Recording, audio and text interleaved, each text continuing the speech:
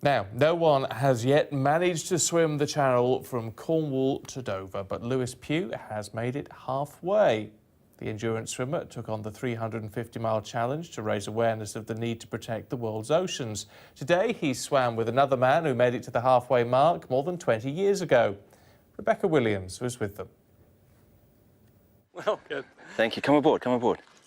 Meeting for the first time, two men who swam the channel in the same year and then decided to attempt the entire length of it, all 350 miles along the south coast.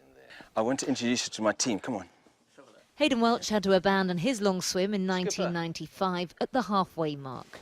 He didn't have a crew of 8 people like Lewis and a catamaran as a support boat. Things back then were far more basic. When I did it, it was just me, my son and a friend. I had a small rib boat and we just swam along the coast. And when the weather wasn't good or the boat couldn't launch because we couldn't get it into the water, I just swam by myself. Today we're taking both Lewis and Haydn out for a swim at Portland Bill. It's the halfway point and the point at which Haydn called it quits. When Haydn did his swim back in 1995, he went the other way round. So he started in Dover and then was aiming for Land's End. And back then the weather certainly wasn't as glorious as it has been this summer, and he'd camp on the beach along the way. My long distance swimming career started in these waters. These waters are magic. 1, 2, 3. Both men undoubtedly share a mutual respect. This is, after all, a challenge that's never before been completed. And for Haydn, this is where his attempt came to an end.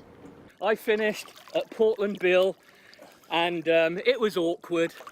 It required a lifeboat, helicopter, an inshore police launch looking for me, and it was awkward. Whilst Haydn attempted the length of the channel simply for a love of swimming, Lewis has a wider message. He wants the public to get on board with protecting our oceans. Unless ordinary members of the public stop using single-use plastic, unless ordinary members of the public buy sustainably sourced fish, we simply won't be able to protect this magnificent coastline along the UK. Lewis still has 174 miles to go.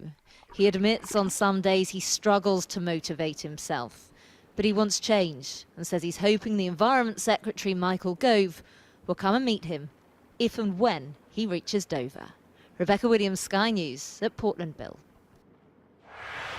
And you can follow Lewis's progress in more detail and see all the very latest videos and pictures on his blog, on Sky News Mobile and online.